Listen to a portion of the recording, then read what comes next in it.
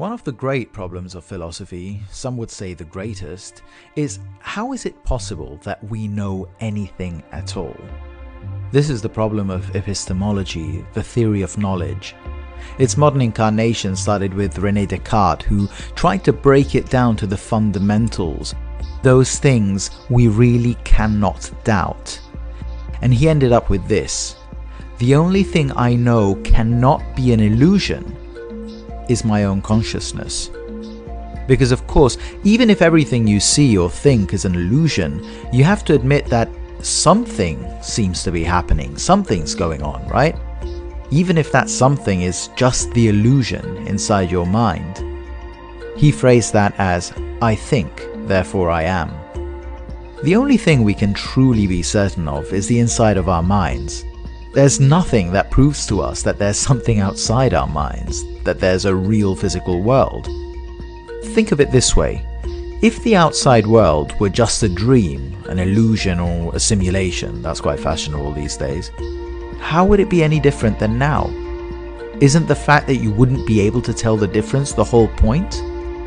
Even science can't be trusted to tell us what's really outside our mind, because the results of scientific experiment are, well, like everything else, only things that we experience from inside our mind. How do we really know that our perception of scientific truths, big air quotes there, corresponds to the ultimate truths beyond our human perception? So we're stuck with the only thing we do know, and that is the world inside our minds. Some people take this further and say, I'm the only thing that exists. Everything else, matter, my body, physical reality, all the other people, it's all just a dream. That position is called solipsism. It means you're the only thing that exists. But all this skepticism about the real world, understanding that we can never know it for what it is, or in fact never know that it even exists, does that have to mean anything for us? Think of it this way: what makes a dream is the fact that you can wake up from it. You wake up and you realize, that was just a dream. There's a point of view from which you look at the dream and realize that what you thought was real actually wasn't. It's that ability to compare it to waking life that makes a dream a dream.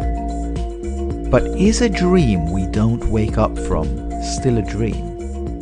Or is it just reality?